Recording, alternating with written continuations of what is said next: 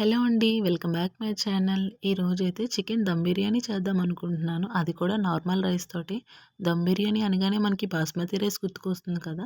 ఇలా ఒకసారి నార్మల్ రైస్‌తో కూడా చేసి చూడండి. చాలా బావుంటుంది. సేమ్ మనకి బాస్మతి రైస్‌తో తిన్నట్టుగానే ఉంటుంది. ఇంట్లోనే ఉన్న బియ్యంతో అయితే మనం ఈజీగా చేసుకోవచ్చు. సేమ్ దమ్ బిర్యానీ లాగే. ఇప్పుడైతే నేను రైస్ తీసి కడిగైతే పెట్టానండి. ఇప్పుడు దీంట్లోని మనకి బిర్యానీ మసాలా ఉంటాయి కదా! యాలకులు, దాల్చిన చెక్క ఇవన్నీ కూడా మనం బియ్యంలో ఏసి ఉడకబెట్టాలండి. ఇవన్నీ వేయడం వల్ల మంచి ఫ్లేవర్ అనేది వస్తుందండి. మనకి రైస్ ఉడుకుతున్నప్పుడు స్మెల్ కూడా చాలా బావుంటుంది. అంటే మనకి బాస్మతి రైస్ వాసన ఎలా ఉంటుందో సేమ్ ఇది కూడా మనకి అలానే ఉంటుంది. టేస్ట్ అయితే చాలా బావుంటుంది. ఇప్పుడు ఆనియన్స్ అయితే కట్ చేస్తున్నాను. బిర్యానీలో ఆనియన్స్ ఎక్కువ ఉంటే చాలా బావుంటుంది. ఎన్నేసినా కూడా దాని టేస్ట్ బావుంటుంది. కొంచెం మరీ చిన్న ముక్కలు కాకుండా కొంచెం పెద్ద ముక్కలు కోసుకుంటే బావుంటుంది. నేను దమ్ బిర్యానీ కాబట్టి ఈ విధంగా అయితే కట్ చేసుకుంటున్నాను. బిర్యానీలోకి కొత్తిమీర, పుదీనా ఉన్నా కూడా చాలా బావుంటుంది. ఇప్పుడు ప్రెజెంట్ నా దగ్గర లేవు. నేనైతే వేయట్లేదు. మీ దగ్గర ఉంటే వేసుకోండి. చాలా బావుంటుంది. నెక్స్ట్ అది పుదీనా పేస్ట్ చేసి ఏసుకున్నా కూడా చాలా బావుంటుంది. అయితే ఇప్పుడు నా దగ్గర లేదు కాబట్టి నేనైతే వేయట్లేదు. బిర్యానీ అంటే అందరికీ నచ్చుతుంది కదా! బిర్యానీ అంటే ఇష్టం లేని వాళ్ళంటూ ఎవరు ఉండరేమో. మాక్సిమం అందరూ కూడా తింటారు. ఒక సండేనే కాదు మేము వీక్లీ ఒక 2, 3 టైమ్స్ అలా చేసుకుంటాము. ఇలా దమ్ బిర్యానీని కాదు చికెన్ బిర్యానీ లేదంటే ఫ్రైడ్ రైస్ అలా ఏమైనా కూడా చేసినా చాలా ఇష్టంగా తింటారు. అందులోని మా విహాన్ బాబుకి అంటే చాలా ఇష్టం బిర్యానీ. అందుకోసం వాడి కోసం అన్నా కంపల్సరీ చేస్తాను. వీక్లీ 1 టైమ్ అన్నా చేస్తాను వాడికి ఇష్టం అనేసి. ఆనియన్స్ అయితే అన్నీ కట్ చేసుకున్నాను. చిల్లీస్ ఇవన్నీ కట్ చేసుకొని ఇప్పుడైతే మనం ఇవి ఫ్రై చేసుకోవాలి. ఫ్రై చేసుకునే ముందు ఒకసారి అన్నం ఎలా ఉడికిందో ఒకసారి చూద్దాము. మరీ మెత్తగా ఉడికిపోయినా కూడా బాగోదు. ఇంకా అన్నం అయితే పొంగైతే రాలేదు. ఒకసారి బాగా కలుపుకోవాలి. కొంచెం అడుగైతే అంటుకుంటదేమో అని. చూసారా ఏం లేదు బానే ఉంది. ఈ ఫ్లేవర్ అంతా కూడా దిగుతది. బిర్యానీ ఆకు, యాలకులు ఇవన్నీ ఏసాం కదా! ఇవన్నీ కూడా మనకి ఆ రైస్‌లో మొత్తం ఫ్లేవర్ అంతా దిగి కొంచెం టేస్ట్ అనేది మారుతుంది. మనకి బాస్మతి రైస్ బియ్యం ఎలా ఉంటుందో సేమ్ అలానే అనిపిస్తుంది. ఇందులో కొంచెం నేను సాల్ట్ కూడా యాడ్ చేశాను. సాల్ట్ వేయడం వల్ల కూడా కొంచెం టేస్ట్ అయితే బావుంటుంది.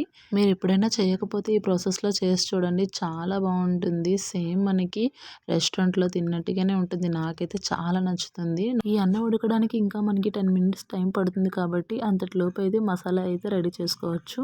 కొంచెం జీలకర్ర, ఒక 2 యాలకులు, లవంగాలు ఒక 5, 6 ఏసుకొని కొంచెం ధనియాలైతే వేసుకొని దీంట్లోని కొన్ని వెల్లుల్లి రేఖలు, అల్లం చిన్న చిన్న ముక్కలు కోసుకొని అయితే దీంట్లోని ఒక ఎండుమిరపకాయ అయితే వేసుకోవాలి. ఎండుమిరపకాయ వేసుకోవడం వల్ల ఇంకా కొంచెం టేస్ట్ అయితే చాలా బావుంటుంది.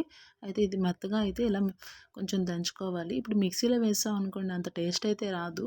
ఇలా ఈ విధంగా మనం దంచుకుంటే చాలా బావుంటుంది. ఏ ఏ కర్రీలోకైనా ఇలా దంచుకొని వేసుకోవడం వల్ల టేస్ట్ అయితే చాలా బావుంటది. మిక్సీ చేస్తాం గానీ అసల అంత టేస్ట్ అయితే ఏమి అనిపించదు. దీంట్లోని కొంచెం నలగడానికైతే వాటర్ అయితే యాడ్ చేశాను. ఎక్కువ కాదు. స్పూన్ వాటర్ అయితే యాడ్ చేశాను. చూసారా చాలా బాగా నలిగింది. కొంచెం టైం పడుతుంది. ఓపికతో అయితే చేసుకోవాలి. ఈ విధంగా అయితే మెత్తగా అయింది. ఈ మసాలా అయితే రెడీ అయిపోయినట్టుగే. ఇప్పుడు అన్నం ఎలా ఉందో చూద్దాము.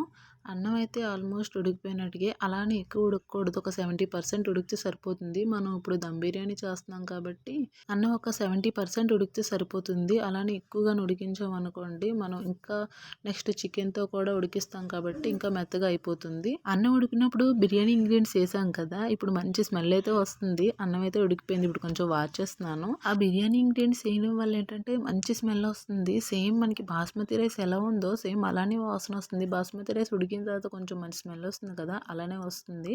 అన్నం అయితే వార్పు తీసేసాను. వార్పు తీసి చూసారా మనకి వేడిగా ఉంది అన్నం. ఒక 5 మినిట్స్ అనేది పక్కన పెట్టామనుకోండి బావుంటుంది. అలా వేడి అన్నం వేసేస్తే కొంచెం ముద్దయ్యే ఛాన్స్ అయితే ఉంది. ఇప్పుడు చికెన్ దమ్ బిర్యానీ కోసం అయితే ప్రిపేర్ చేద్దాము. రైస్ అయితే రెడీ అయిపోయింది. ఆనియన్స్ అన్నీ కూడా కట్ చేసుకున్నాం. నెక్స్ట్ మసాలా కూడా అన్నీ రెడీ అయిపోయి ఇప్పుడు ఆయిల్ వేసుకొని నా దగ్గర ఆల్రెడీ చికెన్ ఏంటంటే నేను ఫ్రై చేసుకొని ఉంచుకున్నాను కర్రీ కోసం. ఆ కర్రీలోంచి అయితే కొంచెం చికెన్ తీసి సెపరేట్‌గా అయితే ఉంచాను. ఆ కర్రీ వండిన చికెన్ తోటి ఇప్పుడు బిర్యానీ అయితే చేస్తున్నాను. మీకు కావాలంటే కర్రీ వండకుండా కూడా చేసుకోవచ్చు. అలా కూడా బావుంటుంది. ఇప్పుడైతే ఆయిల్ హీట్ ఎక్కిన తర్వాత కట్ చేసుకున్న ఆనియన్స్, చిల్లీస్ అయితే వేపుతున్నాను. ఇవి కొంచెం బాగా వేగిన తర్వాత ముందుగా రెడీ చేసి పెట్టుకున్న మసాలా కూడా యాడ్ చేస్తున్నాను. ఇదైతే కచ్చా బచ్చాగా ఉంది చూసారా? ఇలా ఉంటే చాలా బావుంటుంది టేస్ట్. మనం గ్రైండ్ చేసుకుంటాం గానీ దానికంటే అయితే ఇది చాలా బావుంటుంది. కొంచెం టైం పడుతుంది. కానీ ఇదైతే టేస్ట్ అయితే బావుంటుంది. పచ్చి వాసన పోయినంత వరకు కూడా సిమ్‌లో పెట్టి అయితే వేయించుకోవాలి. మనం హైలో పెట్టామనుకోండి అడుగంటేస్తది. అందుకోసం మనం సిమ్‌లో పెట్టయితే ఈ విధంగా వేయించుకుంటే సరిపోతుంది. ఈ ఆనియన్స్, ఈ మసాలా బాగా వేగిన తర్వాత నా దగ్గర చికెన్ కర్రీ ఉందని చెప్పాను కదా! ఆ చికెన్ కర్రీ అయితే నేను యాడ్ చేసుకున్నాను. ఈ చికెన్ కర్రీ వండకుండా కూడా అంటే పచ్చి మాంసం కూడా యాడ్ చేసుకున్నా బానే ఉంటుంది. ఇది యాక్చువల్లీ కర్రీ వండకుండానే చేస్తారు. ఎందుకంటే సేమ్ ప్రాసెస్‌లో చేయాలి. ఒకవేళ పచ్చి మాంసం అయినా కూడా సేమ్ ఇదే ప్రాసెస్‌లో చేయాలి కాబట్టి ఆల్రెడీ కర్రీ ఉంది కాబట్టి నేను ఇలా అయితే చేసేసాను. ఆల్రెడీ చికెన్ బాగా ఉడికింది కాబట్టి నేను ఎక్కువ అయితే ఫ్రై చేయట్లేదు. నార్మల్‌గా పచ్చిదైతే కొంచెం టైం పడుతుంది. ఇదైతే ఎక్కువ టైం అయితే అవసరం అయితే లేదు. దీంట్లో కొంచెం సాల్ట్, ఇంకొంచెం కారం అయితే యాడ్ చేస్తున్నాను. ఆల్రెడీ సాల్ట్, కారం నేను ముందే యాడ్ చేశాను ఈ కూరలోని. సరిపోదు కదా బిర్యానీకి అనేసి ఇంకొంచెం అయితే యాడ్ చేశాను. ఇవి కొంచెం బాగా కలుపుకున్న తర్వాత ఒక 5 మినిట్స్ అయితే కొంచెం బాగా మగ్గనివ్వాలి. దాని తర్వాత కొంచెం వాటర్ అయితే యాడ్ చేశాను. వాటర్ ఎందుకు యాడ్ చేశానంటే ఇప్పుడు మనం రైస్ ఏస్తాం కదా! రైస్ ఏసిన తర్వాత ఒక 10 మినిట్స్ అన్నా ఇది కుక్ అవ్వాలి మొత్తం. ఒకవేళ వాటర్ లేకపోయిందనుకోండి మొత్తం కిందనంతా కూడా అడుగుపడి మాడిపోతుంది. అందుకోసం వాటర్ అనేది కంపల్సరీ యాడ్ చేయాలి. ఇలా రైస్ అంతా ఒకేసారి కాకుండా మొత్తం అంతా స్ప్రెడ్ చేసుకొని కొంచెం కొంచెం వేసుకుంటే బావుంటుంది. మీ దగ్గర బ్రౌన్ ఆనియన్స్ ఉంటే బ్రౌన్ ఆనియన్స్ కూడా కొంచెం కొంచెం అలా వేసుకోండి బావుంటాయి. నేనైతే వేయట్లేదు. చాలామంది ఫుడ్ కలర్ యూజ్ చేస్తారు. నేనైతే ఫుడ్ కలర్ ఏమీ యూజ్ చేయట్లేదు. ఇలా మొత్తం రైస్ అంతా యాడ్ చేసుకున్న తర్వాత మీ దగ్గర గానీ నెయ్యి గానీ, డాల్డా గానీ లేదంటే నూనె గానీ ఏదో ఒకటి ఈ మూడిట్లో ఏదన్నా కూడా వేయండి. నేనైతే నెయ్యి అయితే వేస్తున్నాను. బిర్యానీలోకి నెయ్యి కానీ, డాల్డా కానీ ఉంటే చాలా బావుంటుంది ఆయిల్ కంటే. ఇలా మూత పెట్టి ఒక 10 మినిట్స్ అయితే పక్కన పెట్టేయండి. ఒక 10 మినిట్స్ తర్వాత మూత తీసి చూడండి. మనకి మంచి స్మెల్ అనేది వస్తది. మొత్తం అంతా పులిహోర కలిపినట్టు కలిపీకుండా ఇలా అడుగు నుంచి అయితే కొంచెం కొంచెం కలుపుతూ ఉండాలి.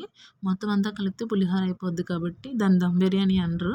అందుకోసం అయితే ఇలా అడుగు నుంచి అయితే కొంచెం కొంచెం కలుపుకుంటే బావుంటుంది. వేడి వేడి దమ్ బిర్యానీ అయితే రెడీ అయిపోయిందండి. ఈ చల్లటి క్లైమేట్‌కి వేడి వేడిగా తింటే చాలా బావుంటుంది. దాంట్లో బిర్యానీ తింటే ఇంకా బావుంటుంది కదా! బాస్మతి రైస్‌తో కాకుండా నార్మల్ రైస్‌తోనే ట్రై చేసి చూడండి. చాలా బావుంది. వీడియో కనుక నచ్చితే లైక్ చేయండి. ఇంకా నా ఛానల్ ఎవరైనా సబ్స్క్రైబ్ చేసుకోకపోతే సబ్స్క్రైబ్ చేసుకోండి. మరొక వీడియోతో మళ్ళీ కలుద్దాం. అంతవరకు బాయ్.